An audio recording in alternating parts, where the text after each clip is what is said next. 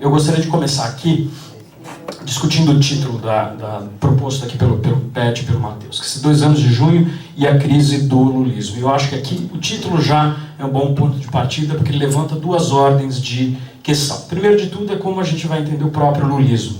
O que é esse lulismo que está em crise? E eu creio que como nós definimos esse lulismo vai abrir uma série de janelas para explicações sobre dinâmicas sociais e dinâmicas das relações entre sociedade, Estado e partido no Brasil. A segunda questão que eu acho que esse título muito pertinente traz é a relação entre 2013 e 2015. E muita tinta já foi destacada, usada, para tentar estabelecer quais são os nexos causais, as continuidades, as crises, as descontinuidades e as transferências entre 2013 e 2015. Eu proponho aqui uma visada de longo prazo. Então eu proponho aqui não olhar para o lulismo como sendo, na definição que a Camila trouxe para a gente, uma definição extremamente importante, elaborada pelo professor André Singer, que tem muito mais a ver com uma cultura política, sobretudo com bases eleitorais, com a transformação das bases eleitorais que elegeram o presidente Lula, principalmente na sua reeleição, e depois elegeram a Dilma, pelo menos na sua primeira eleição, mas sim com a desarticulação de uma relação entre sociedade civil e Partido dos Trabalhadores nos últimos, pelo menos, 20 anos. Então, realmente, uma rearticulação das placas tectônicas que articularam o Partido dos Trabalhadores historicamente e a sociedade civil organizada. Essa é a primeira parte, eu acho, da explicação. Eu acho que ela nos leva a várias hipóteses interessantes para o tempo presente. Tem uma segunda parte da explicação que eu gostaria de destacar, que tem a ver com mudanças na sociabilidade de classe no Brasil nos últimos anos, muito decorrentes de transformações tanto de questões urbanas, da segregação urbana sobretudo, e da emergência de novas ferramentas de ativismo nas redes sociais. E a minha hipótese é que essas 2 transformações, dessas 2 ordens, levam a uma ampliação da segregação, não só social, mas também política, e da discursividade, da possibilidade de culturas políticas antagônicas no país. Então, não me parece também que uma tese geral de um avanço recente nos últimos meses da direita seja a mais adequada, como muitos analistas políticos vêm tentando aventar, seja mais adequado para explicar essa dinâmica geral de crise do governo, de crise de diversas forças sociais progressistas. Me parece que todo o espectro político se mudou para a direita, não é? Acho que muitos analistas estão aí comprando uma tese que dá para resumir numa frase de um humorista americano, que é o Bill Maher, que diz que a política nos Estados Unidos, na política dos Estados Unidos, a esquerda teria ido para o centro teria ido para a direita e a direita teria ido para o sanatório, né?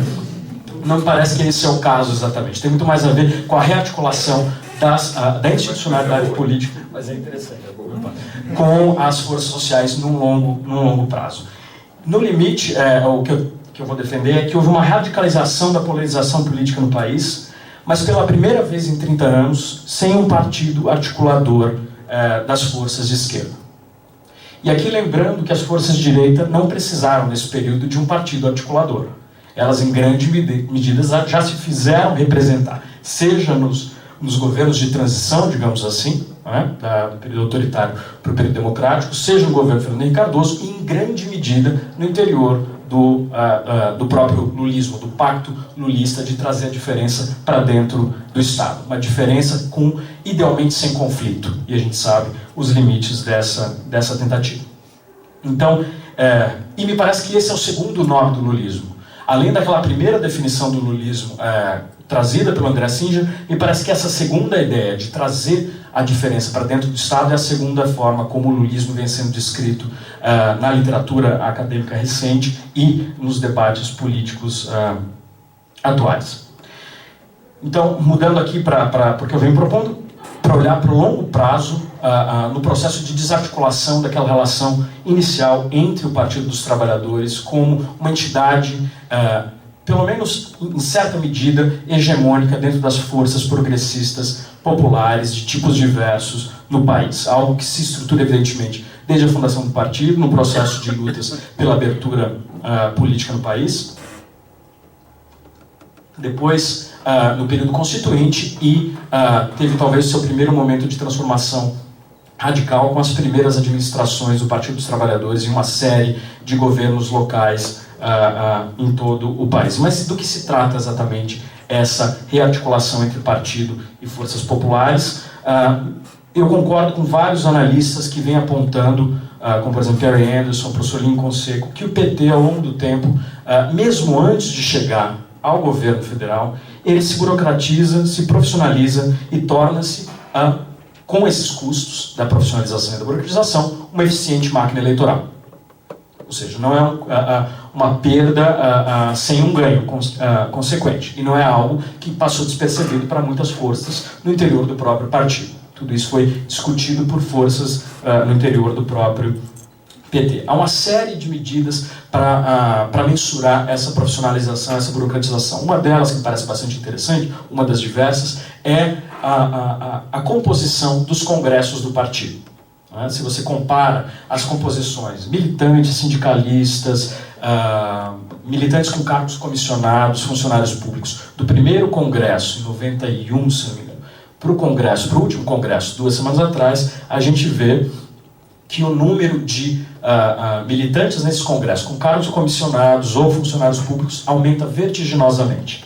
Ou seja, cada vez mais, nas instâncias mais importantes de formulação política e de decisão do partido, o PT vai se tornando um partido muito menos de base e um partido profissional.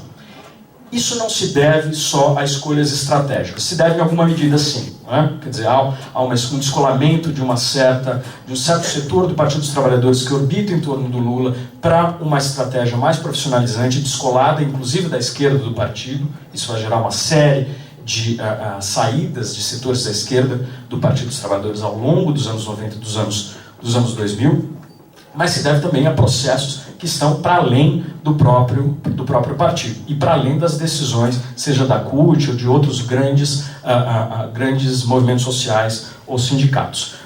Um desses processos, evidentemente, é o refluxo das lutas sindicais, por uma série de processos, seja os ataques contra a organização sindical durante o período de hegemonia neoliberal no país, seja por uma reestruturação do tipo de trabalho no país. O professor Rui Braga vem trazendo isso muito bem, com a ideia de uma precarização da força de trabalho, mas definitivamente é um refluxo das lutas sindicais que impacta na dinâmica de base do partido. Há, evidentemente, a crise da teologia da libertação e das comunidades eclesiais de base, isso desde o início, na verdade, desde o final dos anos 80, que desarticula não só a relação entre movimentos sociais e o PT, mas a própria dinâmica dos movimentos sociais de periferia, principalmente nas grandes cidades brasileiras.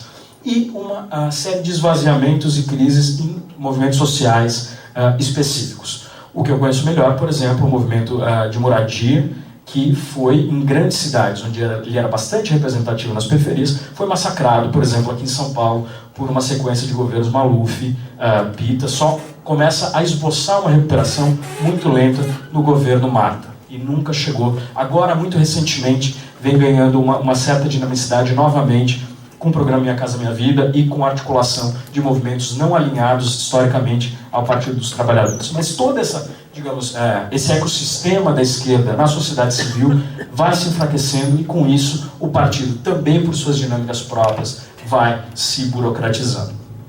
Ao ser eleito para o seu primeiro mandato, já nós temos um PT muito diferente nessa sua relação com as forças de base do que aquele PT inicial. Nesse sentido, me parece que olhar para a crise do lulismo simplesmente como uma crise das decisões tomadas de 2002 para cá é limitador para uma reflexão verdadeira sobre como repensar a esquerda, sobre como repensar os destinos das lutas populares no país para os próximos anos. Mas o que é importante aqui? Não se trata, me parece, principalmente nos dois últimos anos, ou talvez 5 últimos anos, os últimos anos, de uma crise geral da esquerda no plano da sociedade civil. Eu não sou pessimista nesse sentido.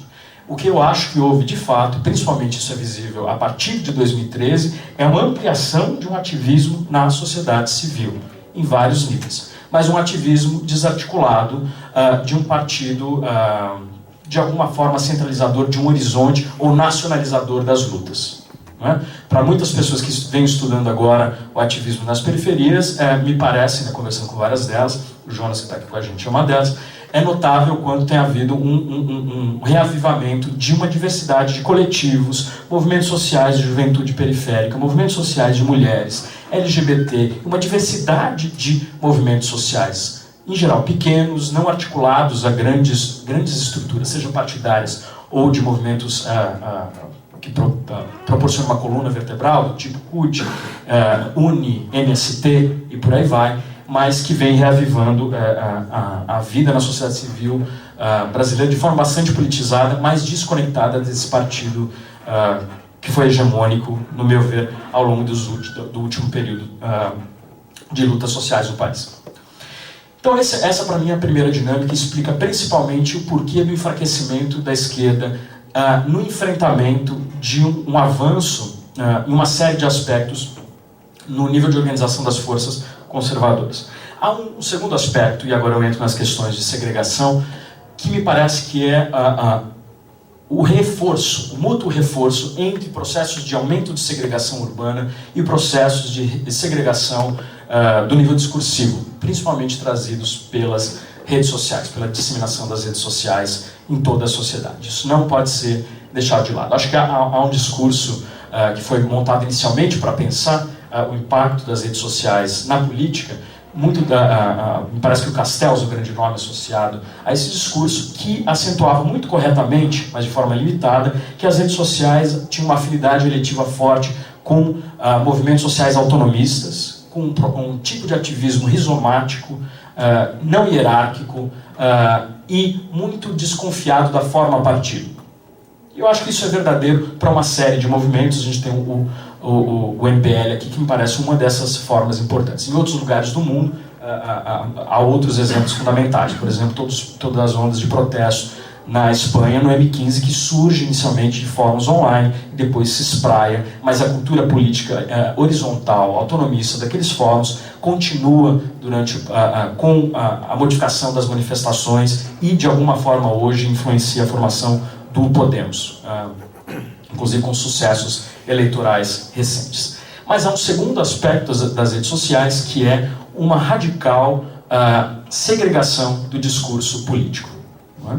Quer dizer, em vez da democratização de uma esfera pública que minimamente conecta os indivíduos, me parece que já há muitas evidências empíricas do que vem acontecendo com a disseminação das redes sociais. Ao contrário, é a formação de uma diversidade de redes de discursividade que não se conectam e que com grande potencial de radicalização e antagonismo, né? Inclusive com a possibilidade de formação muito rápida dessas cadeias significantes que a Camila descreveu para a gente.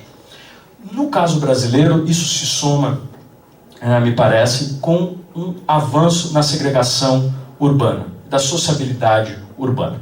O CEM, né, o Centro de Estudos da Metrópolis, publicou uma pesquisa, uma série de pesquisas, na verdade, que aponta olhando para a cidade de São Paulo, que é é o coração dos protestos conservadores, ou pelo impeachment, ou antipetista, ou contra a corrupção, seja como nós formos defini-los, que entre 2000 e 2010 os espaços predominantemente da elite se expandiram, primeiramente, e passaram a ter menos moradores de outras classes sociais. Ou seja, num processo que talvez seja um processo que esteja se dando em outras metrópoles brasileiras, as elites estão mais segregadas, diferentemente das periferias, que estão menos segregadas. Então houve a emergência de uma classe trabalhadora, em muitos poucos casos uma classe média, semi-periférica, periférica, que tornou as periferias menos segregadas. Porém, os espaços de classe média e de classe alta são mais segregados nos últimos 10, 15 anos no Brasil. Não vou entrar na série de causas desse aumento da segregação urbana. Muitos deles têm a ver com cultura política em si, eu acho que tem a ver muito também com a falta de atenção da esquerda, historicamente, em avançar políticas urbanas para que pensam de fato o urbano em sua totalidade, e que não pensam o urbano simplesmente como a soma de serviços específicos que se somam. Mas a verdade é que hoje a gente tem esse panorama de segregação. Eu acho que aqui algumas pesquisas, algumas muito recentes e outras já clássicas das ciências sociais brasileiras, das humanidades no Brasil, apontam para como esse tipo de segregação que se expandiu recentemente, amplia um afeto fundamental que orienta a política nessas cidades, que é o afeto do medo.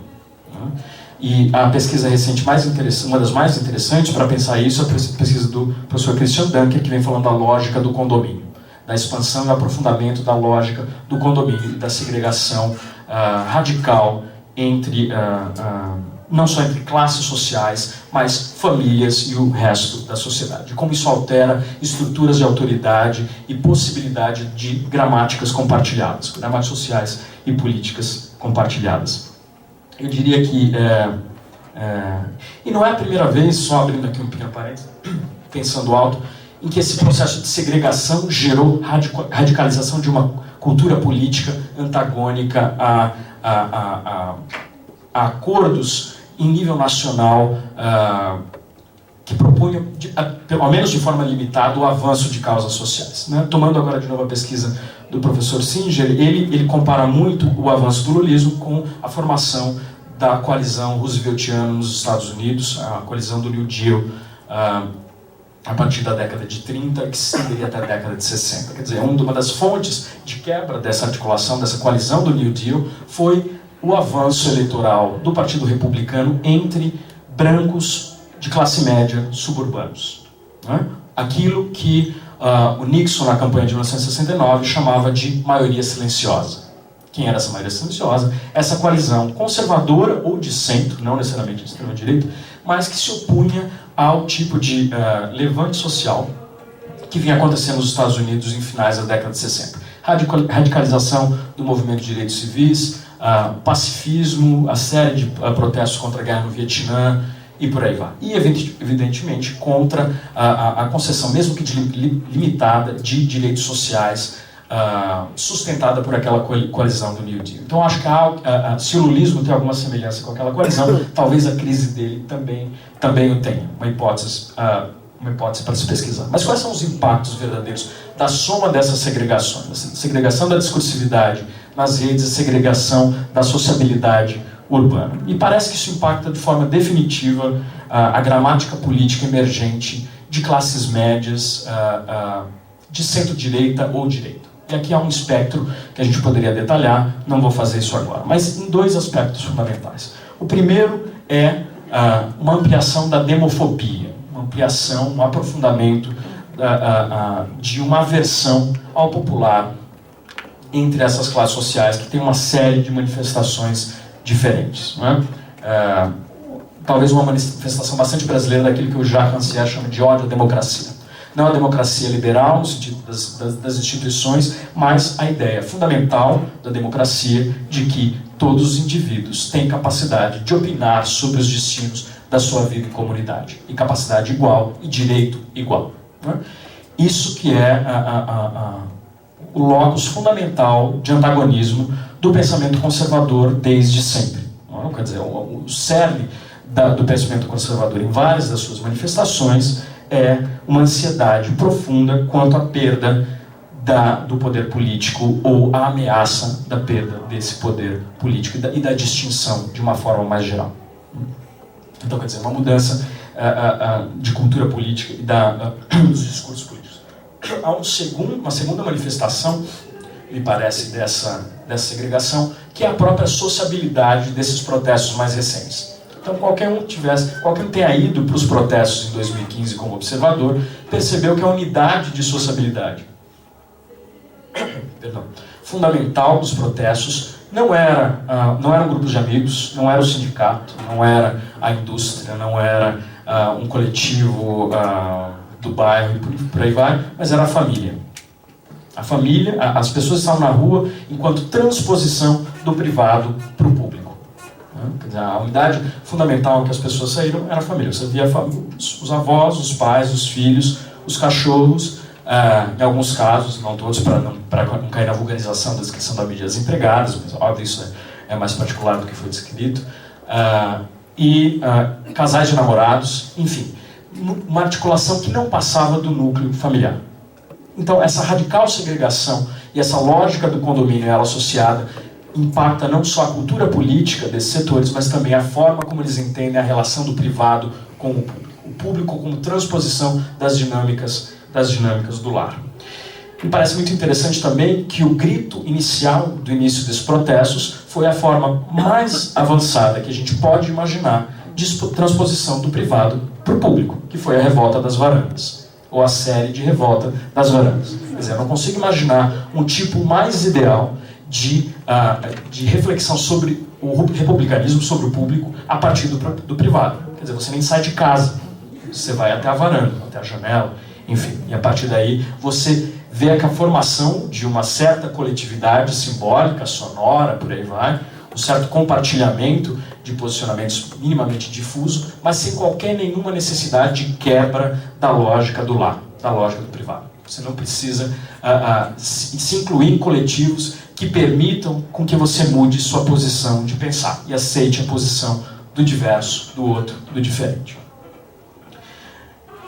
Em São Paulo, particularmente, que é um caso tão importante para entender essas manifestações recentes, eu acho que essa segregação também foi aprofundada por uma série de discussões que emergem nos últimos anos na cidade sobre a relação entre público e privado. Então, nos últimos anos, não só com a administração Haddad, mas já com a formação de coletivos diversos, centrais e periféricos, que se opunham a uma série de medidas conservadoras de limpeza social dos espaços públicos, digamos assim, e ampliação da segregação das administrações anteriores, tem havido uma emergência de uma série de discussões extremamente politizadas sobre qual o destino público dos espaços na cidade de São Paulo. Claro, isso se manifesta de formas diversas, seja uma discussão sobre artistas de rua, sobre o minhocão, evidentemente sobre as ciclovias e por aí vai.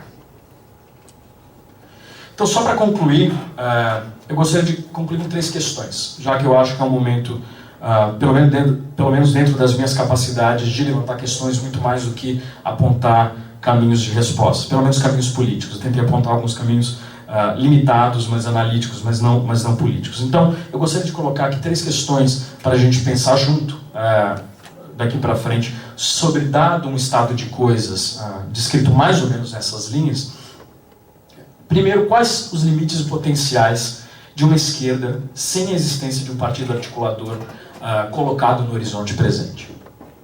Quer dizer, como ser de esquerda, como organizar as forças populares, sem que haja, no momento, qualquer nuance de um partido ou de uma coalizão com capacidade de governo, capacidade de articulação, e mais do que capacidade de governo, porque isso não me parece que é a grande questão, mas capacidade de articulação com a sociedade civil no horizonte político brasileiro.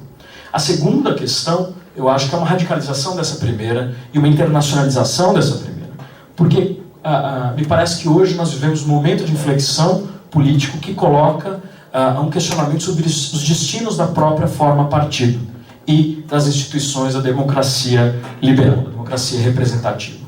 Isso vem sendo questionado não só de forma inicial aqui no Brasil, isso foi questionado já há anos, vem sendo questionado há anos na Bolívia, com a tentativa da criação de novas formas de articulação entre partido e movimento, e isso hoje atrai muita atenção no mundo todo, no caso espanhol, com a formação do Podemos e na tentativa de repensar a forma partido com a ideia de partido-movimento, né? Tudo é muito inicial, a gente ainda não sabe quais serão os destinos políticos dessas tentativas. E uma terceira questão que me parece fundamental para a esquerda hoje, que é como pensar a segregação, tanto urbana quanto informacional.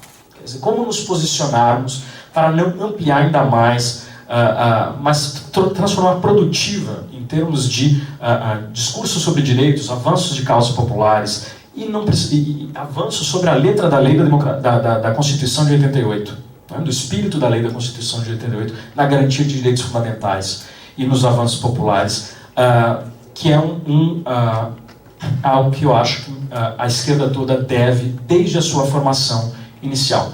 Eu não temo dizer que, com poucas exceções, a esquerda, no período democrático recente, avançou muito pouco com relação às reflexões dos anos 40 e 50 da esquerda sobre a questão do urbano, que é quase uma desconsideração geral, com raras e importantes exceções. Então, como impedir que esse processo de segregação, tanto socioespacial, de sociabilidade e discursivo, continue levando a uma situação de radicalização não produtiva